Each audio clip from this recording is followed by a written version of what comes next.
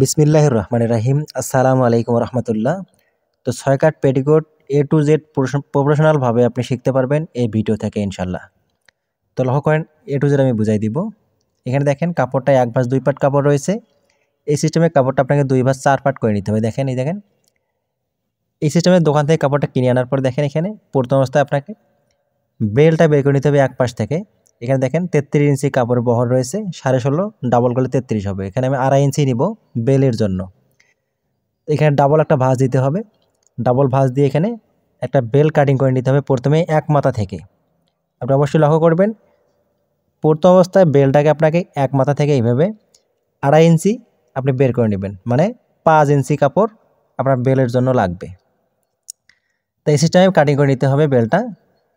আপনার যদি কোমর আরও মোটা হয় বা 32 থেকে 40 ইঞ্চি পর্যন্ত কোমর হয়, তাহলে আপনি 2টা বেল একসাথে কাটিং করে নেবেন। তাহলে আপনার সুন্দর করে বেলে কোনো জয়েন আসবে, শুধু একটা জয়েনের মধ্যে আপনি বেলটা কাটিং করতে পারবেন। দেখেন তারপর দেখেন কাপড়টা এভাবে 2 ভাঁজ করে নেবেন, বাইরে ভাঁজটা সুন্দরভাবে করে নেবেন। এভাবে 2 ভাঁজ, আঁকা বাঁকা যাতে না থাকে অবশ্যই সুন্দর করে ফিনিশিং করে কাপড়টা বিছিয়ে নিতে হবে। এরপরে দেখেন এখানে এক পাশে থেকে আপনাকে পায়ের দিকে, মানে একটা পায়ের আপনাকে কাটিং করে নিতে হবে বেলের জন্য, মানে ফিতার জন্য। বেলে যে ফিতাটা ঢুকাতে হবে, এই ফিতার জন্য আপনাকে এক পাশ থেকে একটা পায়ের দিক থেকে বরাবর কাটিং করে নিতে হবে 1.5 ইঞ্চি পরিমাণে। আপনি 1 ইঞ্চি পরিমাণ নিলেও আপনার চিকন করে ফিতাটা হবে। তো 1.5 ইঞ্চি আমি নিব। তো বরাবর 1.5 ইঞ্চি পরিমাণে কিছু চিহ্ন করবেন। এই সিস্টেমে চিহ্ন করার পরে বরাবর 1.5 ইঞ্চি পরিমাণে একটা ফিতার জন্য কাটিং করে নেবেন এক পাশে থেকে। এভাবে এক পাশ থেকে ফিতাটা কাটিং করে নেওয়ার পরে এই 2 ভাঁজ কাপড়টা যে রয়েছে এটা এইভাবে 4 পাট করে নিতে হবে। এখানে দেখেন 2 ভাঁজ 4 পাট করে নিতে হবে। আটকানো সাইডটা আপনি নিজের দিকে রাখবেন আর খোলা সাইডটা আপনার সামনের দিকে থাকবে। এইভাবে সুন্দর করে ফিনিশিং করে বিছাই নেবেন যাতে কোনো কোকড়া লাগানো না থাকে। এরপরে দেখেন এখানে 32 ইঞ্চি বডির জন্য আমি কাটিং করব, মানে 32 ইঞ্চি কোমর হবে। তো এখানে দেখেন বেলটা এখানে 33 ইঞ্চি রয়েছে। তো এখানে 8 ভাঁজ করতে হবে, মানে আপনাকে কোমরটাকে 8 ভাগ করতে হবে। 8 ভাগের 1 ভাগ নিতে হবে। এখানে দেখেন বেলটা আমি সুন্দর করে ভাগ করে দেখাই দেবো। এইভাবে 2 ভাঁজ 4 পাট হইল। এরপর আরেকটা ভাঁজ দিয়ে এখানে আবার দেখেন 2 ভাঁজ 4 পাট, এখানে 4 ভাঁজ 8 পাট করতে হবে। এই সিস্টেমে 4 ভাঁজ 8 পাট করে দিবেন বেলটা। দেওয়ার পরে দেখেন এখানে 5 ইঞ্চি রয়েছে। এই সিস্টেমে আপনি ভাঁজ করবেন, অথবা আপনি ক্যালকুলেটরে হিসাব করতে পারেন। আপনার কোমরটাকে আপনি 8 ভাগের 1 ভাগ ভেবে নেবেন।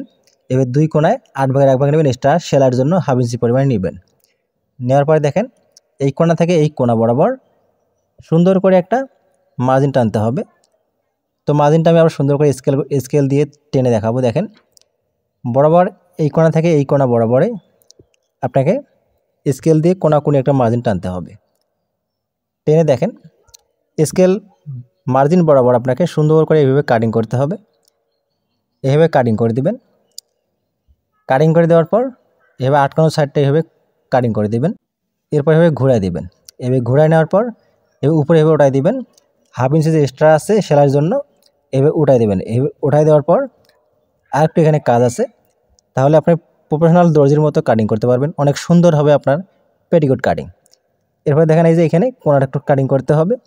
এরপরে বরাবর লংয়ের মাপটা দিবেন। এখানে লং যতটুকু রয়েছে বরাবর এখানে মাঝখানেও এখানে বেশি হবে। এই যে আঁকা বাঁকা থাকবে, আঁকা বাঁকাটা আপনি এইভাবে সমান করে কাটিং করে দেবেন। তাহলে আপনি অনেক সুন্দর গোল করে পেটিকোট কাটিং করতে পারবেন। নিচের দিকে আঁকা বাঁকা বা ঝুলানো থাকবে না।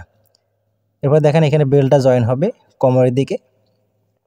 তো ভিডিও ভালো লাগলে অবশ্যই লাইক কমেন্ট শেয়ার করবেন, চ্যানেলটা সাবস্ক্রাইব করে রাখবেন। পেজ থেকে দেখলে অবশ্যই পেজটা ফলো দিয়ে রাখবেন ইনশাআল্লাহ।